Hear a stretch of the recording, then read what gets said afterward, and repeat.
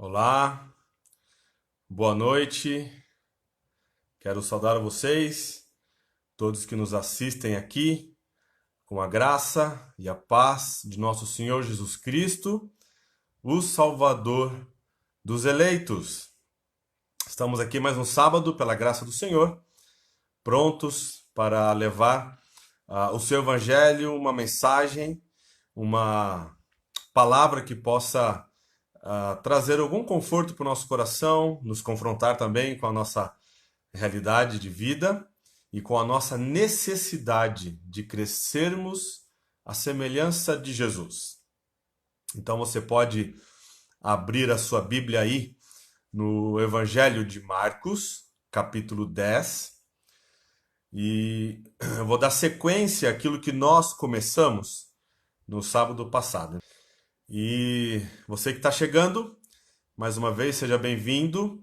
É uma alegria nós nos juntarmos por esse meio que o Senhor permitiu em sua soberania e sabedoria, a internet. E assim nós podemos ter um tempo agradável em um sábado, ouvindo um pouco mais da palavra do Senhor. Vamos orar?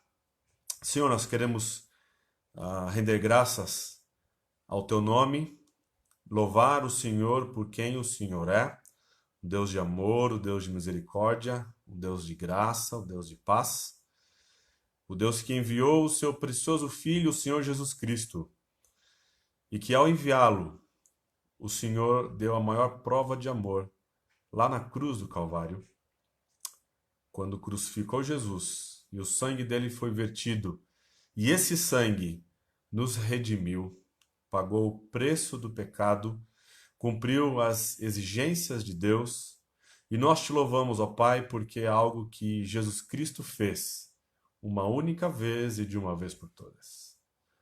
Nós pedimos a Deus que nesse breve tempo que teremos, o Senhor nos abençoe com a ação do Teu Santo Espírito, trazendo clareza para ouvirmos a Tua palavra, clareza na transmissão, na comunicação de verdades eternas tão profundas, e que possamos, ó Deus, ao terminar o nosso tempo aqui, ter o nosso coração aquecido por observar, por ver, por sermos atingidos pela Tua graça salvadora por meio de Cristo Jesus. Dá-nos um coração de estudante, dá-nos um coração humilde, Pai, onde possamos aprender mais do Senhor e esse aprendizado possamos transmitir para aquelas pessoas que estão ao nosso redor. E é no precioso nome de Jesus que eu oro. Amém e amém. Então vamos lá. No sábado passado, eu falei para vocês um encontro de Jesus com um jovem rico. Você deve se lembrar. Jesus então estava ali com seus discípulos e chega então um jovem rico. O texto diz que ele tinha uma certa posição naquela comunidade, talvez aí alguma liderança numa sinagoga, talvez até mesmo no sinédrio. E ele rapidamente, quando vê Jesus, ele se ajoelha e faz uma pergunta fantástica. Até fiz uma brincadeirinha, né? Que a gente estava aqui filosofando um pouco, porque a filosofia ela trata, dentre outras coisas, das questões sobre a vida. Quem eu sou? Por que estou aqui? Qual é o meu propósito de vida? Ou qual é o sentido da vida? Para onde irei quando eu morrer? E isso, às vezes, nós chamamos de questões vitais. E esse jovem rico, ele faz uma pergunta muito interessante. O que eu faço para herdar a vida eterna? É uma pergunta extremamente importante, é uma pergunta extremamente atual para nós, aliás, em toda a história humana. É uma das perguntas mais importantes e vitais do ser humano. O que eu faço para herdar a vida eterna? E naquela ocasião, eu falei que, em primeiro lugar, é mais fácil do que você pensa, não é? É mais fácil do que você pensa porque envolve ir para a pessoa certa. E aquele jovem faz isso. Ele vai para a pessoa correta, Jesus. Ele pergunta para a pessoa correta. E aí depois nós vimos que você precisa fazer a pergunta correta, a pergunta certa. O que eu preciso para obter a vida eterna? Então Jesus corrige a teologia daquele jovem, né? Porque ele chama ele de bom mestre e Jesus então se identifica com Deus. Só existe um que é bom e é Deus. Então ele corrige dizendo: faça isso, cumpra a segunda tábua da lei e então você herdará a vida eterna. Exteriormente, aquele homem provavelmente era alguém que cumpriu de maneira externa aquela lei, porque Jesus não repreende, Jesus não admoesta, Jesus não chama a atenção dele. E quando ele dá aquela resposta, eu tenho observado isso desde a minha juventude, Jesus olha e o texto diz algo tremendo. O Senhor o amou. Jesus o amou. Mesmo talvez em sua posição jactanciosa, arrogante, talvez ele realmente fosse alguém irrepreensível, como eu disse. O apóstolo Paulo, lá em Filipenses capítulo 3, ele quando dá o seu currículo e considera aquilo tudo como perda por causa da sublimidade de Jesus, ele também era um homem irrepreensível. Contudo, nós vemos a resposta mais triste que aquele jovem rico dá. Porque Jesus ainda coloca para ele e desvela agora o coração dele.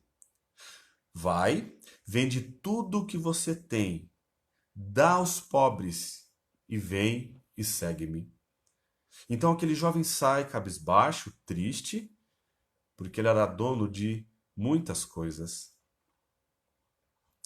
Nós vimos então que isso daí aponta para uma idolatria. Aquele homem, então, ele servia a um ídolo, ele confiava em um ídolo e ele amava aquele ídolo, que era a riqueza.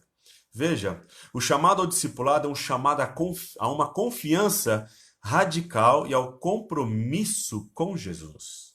Não é possível você ser um discípulo de Jesus se você não tiver um compromisso radical e pessoal com o Salvador. Jesus então desafia todos nós a deixar de lado qualquer coisa que seja um obstáculo, tudo aquilo que se interpõe entre eu e Deus, entre você e Deus, é danoso.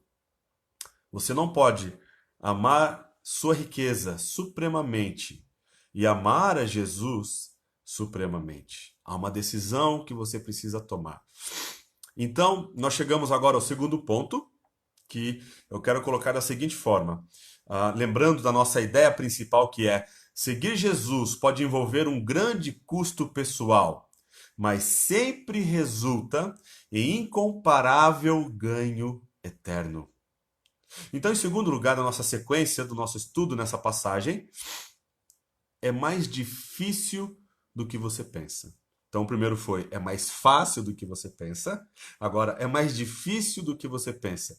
Vamos olhar agora para o texto, a partir do verso 23 até o 31, que Jesus diz. Então, Jesus, olhando ao redor, disse aos seus discípulos: como é difícil para os que têm riquezas entrar no reino de Deus. Os discípulos estranharam essas palavras, mas Jesus insistiu em dizer-lhes: filhos, como é difícil entrar no reino de Deus. É mais fácil um camelo passar pelo fundo de uma agulha do que um rico entrar no reino de Deus. Eles ficaram muito admirados, dizendo entre si: sendo assim, quem pode ser salvo? Jesus, olhando para eles, disse: para os seres humanos é impossível. Contudo, não para Deus, porque para Deus tudo é possível. Então Pedro começou a dizer-lhe: eis que nós deixamos tudo e seguimos o Senhor. Jesus respondeu: em verdade lhe digo que não há ninguém que tenha deixado casa, irmãos, irmãs, pai, mãe, filhos ou campos por minha causa e por causa do Evangelho, que não receba já no presente 100 vezes mais casas, irmãos, irmãs, mães, filhos e campos com perseguições, e no mundo por vir receberá a vida eterna. Porém, muitos primeiros serão os últimos, e os últimos primeiro. Então, eu quero dar sequência aqui ao nosso estudo, dizendo que é mais difícil do que você pensa. Veja, o jovem rico, então, tinha chegado à pessoa certa, ele chegou a Jesus, ele se prostra diante dele, ele reconhece que está diante de alguém eminente, de alguém importante, de alguém que pode trazer e dar a resposta para a sua grande indagação. Ele faz a pergunta certa: o que eu faço para herdar a vida eterna? Ele recebeu a resposta certa, honre a Deus e siga Jesus em total confiança, como uma criança pequena. Uma criança, ela se entrega completamente. Ela, quando coloca confiança em alguém, quando ela confia em alguém, essa confiança é plena, é total, quase que beirando a infantilidade mesmo. Infelizmente, aquele jovem não respondeu da maneira correta e se afastou da única e verdadeira fonte da vida eterna. Quando Jesus chamou esse jovem para desistir do seu dinheiro, o homem começou a sofrer. Olha que coisa. Porque o dinheiro era para ele, o que Deus Pai era para Jesus. O dinheiro para aquele jovem, a riqueza, era o centro da sua identidade. Perder seu dinheiro teria sido perder a si mesmo. Perder a sua riqueza, que não sabemos quanto tempo ele havia levado para construir, ou se foi uma herança paterna, era perder o sentido da vida. Então, uma coisa pode custar-lhe a salvação. Jesus disse aos seus discípulos quão difícil é para aqueles que têm riqueza entrar no reino de Deus. Jesus não está aqui, irmãos e amigos que nos acompanham, condenando a riqueza. Isso aqui não é um chamado para você vender aquilo que você tem, dar aos pobres e seguir a Jesus. Não é um convite a amar a pobreza, um apelo ao ascetismo. O ponto é que a riqueza gera confiança em si mesmo e tem uma qualidade viciante. As escrituras abordam a sua atração perigosa. Você depois pode ver Mateus capítulo 6, do verso 19 ao verso 24, Lucas capítulo 12, Lucas capítulo 16, 1 Timóteo 6, 17, onde Paulo diz que o dinheiro é a raiz de todos os males, ou seja, a riqueza, tornar-se a prioridade da vida e as coisas de Deus, e não as coisas de Deus, é perder então o sentido da vida. Porque o sentido da vida, meus irmãos e amigos que nos acompanham, é uma pessoa. Não é uma coisa. Não é aquilo que está guardado no banco. Não é aquilo que está depositado em algum tipo de aplicação. Nem mesmo a quantidade de escrituras remetendo a você a quantidade de bens que você tem. É uma pessoa. E que expressou um amor ao ponto de dar a sua vida por nós. Ou você confia no Senhor Jesus e o ama completamente, plenamente, ou então você terá um coração dividido. E um coração dividido lhe trará frustração, lhe trará decepção e pode custar-lhe a eternidade. Somente Deus pode lhe proporcionar a salvação. Veja, os 12 estavam ainda surpresos. Então, como pode? Se para um homem rico entrar no céu é mais fácil passar um camelo, que para a cultura deles, né, era o maior animal que eles conheciam. Então, veja, o maior animal passar pelo menor orifício que eles conheciam, que era o fundo de uma agulha ou a cabeça de uma agulha. Isso era algo impossível. E Jesus então vai corrigir isso. Quando ele diz, então quem pode ser salvo? Os discípulos perguntam. O judaísmo era culpado da sua própria teologia da prosperidade. Veja, riqueza e prosperidade, não só naquela época, mas infelizmente até nos nossos dias atuais, é visto como um favor, como uma evidência do favor de Deus. Jesus corrigiu a má teologia daqueles discípulos. Na verdade, a riqueza pode construir uma barreira para a única coisa necessária para entrar no reino de Deus: confiança simples em Jesus Cristo. Sua resposta à pergunta deles é uma das grandes afirmações teológicas bíblicas. Para os homens é impossível, mas não para Deus, porque todas as coisas são possíveis para o Deus do impossível. Não existe coisa demasiadamente difícil para o Senhor. Salvação é algo que o homem não pode realizar. Deixado para si mesmo, ele nunca entrará no reino de Deus e herdará a vida eterna. Jamais. A salvação é, e sempre foi, e sempre será uma conquista divina, através da perfeita expiação e morte sacrificial, vicária, substitutiva de Cristo Jesus, a segunda pessoa da Trindade, o Filho de Deus. Com os homens, entrar no reino de Deus e receber a vida eterna é algo impossível. Para o homem é algo impossível e ninguém será salvo. Com Deus, todas as coisas são possíveis e qualquer um pode ser salvo. Quando nós olhamos e vemos essa afirmação, qualquer um pode ser salvo, isso é um bálsamo para um coração.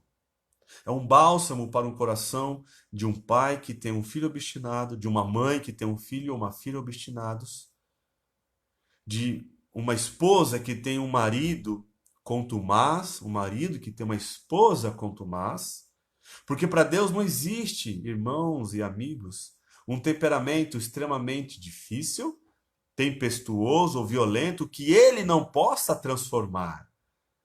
Para Deus, nada é impossível.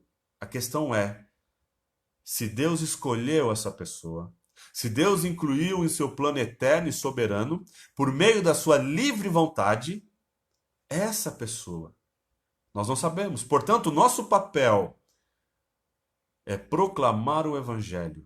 E cabe ao Senhor os resultados da proclamação do Evangelho.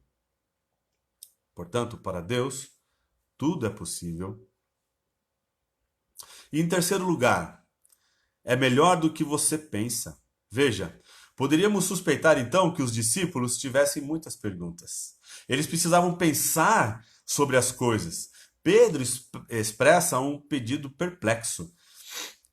Veja, é um pedido perplexo, mas sincero. Deixe um pouco e ganhe muito. Ele se vira para Jesus e fala: Senhor, e nós que deixamos?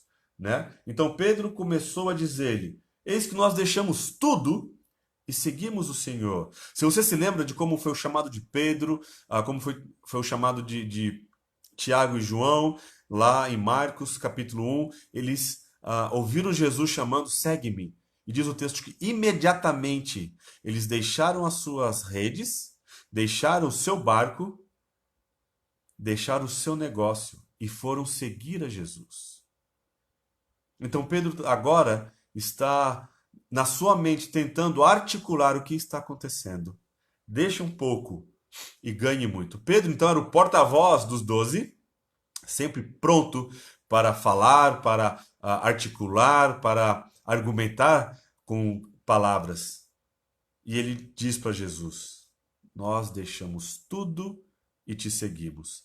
E Jesus afirma que tudo que você possa perder ou desistir nessa vida por Jesus e pelo Evangelho, você não deixará de receber 100 vezes mais. Olha que coisa impressionante e significativa. Agora, neste momento, você não vai receber somente na vida eterna, mas neste momento, quando você então ouve ao chamado de Jesus para ser um verdadeiro e frutífero discípulo de Jesus, você abandona então um estilo de vida para se dedicar, para viver inteiramente para seguir o Senhor, amar o Senhor Jesus, proclamar o seu evangelho, viver uma vida que manifesta alguém que foi tocado, que recebeu então, pelo poder do Espírito, a salvação. Não existe alguém que, tendo recebido a Jesus, seguido a Jesus, não receba nesta vida 100 vezes mais do que isso. E também na vida futura. As coisas que Jesus observa que devemos existir são preciosas. Ele fala em irmãos, irmãs, ele fala em pais, mãe, né? Pais, mães. Ele fala de filhos. Tem coisa mais preciosa do que um filho? Ele fala também de bens, de terras. Seguir Jesus custa, tem um preço. No entanto, as bênçãos superam em muito as possíveis perdas. No reino de Deus, os benefícios e as bênçãos são simplesmente grandes demais para mensurarmos, até mesmo para nós imaginarmos. Uma surpreendente bênção são as perseguições. A perseguição, ela não é um indicativo negativo de uma condição espiritual. Não é necessariamente porque você tem experimentado uma aridez espiritual que você está sendo perseguido. Muito pelo contrário. Quando a igreja era perseguida, quando homens de Deus e mulheres de Deus eram perseguidos, era porque eles incomodavam pessoas. Era porque eles estavam vivendo como Jesus. Era porque eles estavam refletindo o caráter de Cristo em sua vida cotidiana, que eles incomodavam outras pessoas. Portanto, ser membro do reino de Cristo significa compartilhar tudo que é de Jesus, inclusive o sofrimento. E amanhã você que vai acompanhar o culto pela nossa transmissão, você vai ouvir um pouquinho do custo do discipulado e do custo que Jesus, do preço alto que Jesus pagou para servir aqueles que Deus deu para Jesus. Portanto, isso inclui sofrimento em seu favor, uma leve aflição momentânea. Paulo trabalha isso em 2 Coríntios 4,17, porque a nossa leve e momentânea tribulação. Por que é leve e momentânea? Porque não se comparam com aquilo que Cristo experimentou em nosso favor. É momentânea? Porque ela não é eterna. Um dia ela vai ter fim, seja pelas mãos do Senhor, ou seja mesmo pela cessação da vida, que também no nosso caso nós entendemos que é a mão do Senhor. Veja como John Piper aplica especificamente esses versículos a um grupo, aos missionários. E todos nós, de certa maneira, somos chamados a ser missionários. Ele diz o seguinte, John Piper: este texto não significa que você enriquece materialmente ao se tornar um missionário. Não quer dizer que quando você então responde ao chamado de viver exclusivamente para o Senhor e fazer missões em algum lugar, você automaticamente então agora vai receber na sua conta um depósito celestial ou uma transferência de bens, porque ao Senhor pertence a terra, né, e tudo que lá se contém, o mundo que nele habitam. Não, não é isso. Pelo menos não no sentido de que seus bens pessoais aumentam. Significa principalmente que se você for privado de sua família terrena, a serviço de Cristo, isso será 100 vezes maior em sua família espiritual. Sabe quem é a sua família espiritual? A igreja. Quantos pais, quantas mães, quantos irmãos e irmãs, filhos que nós temos, família dentro da igreja. A igreja, então, irá nos acolher. Ela será, então, a nossa família. Essa expressão 100 vezes mais é aquilo que temos, e não somente na igreja local. Se você já teve alguma experiência de viajar para o exterior e visitar uma igreja no exterior, uma igreja séria que ama o Senhor, que ama a palavra, você vai experimentar esse acolhimento. esse senso de família, esse senso de cuidar, de expressar amor, de servir ao outro. Amigos, irmãos, é algo fantástico, na verdade é sobrenatural.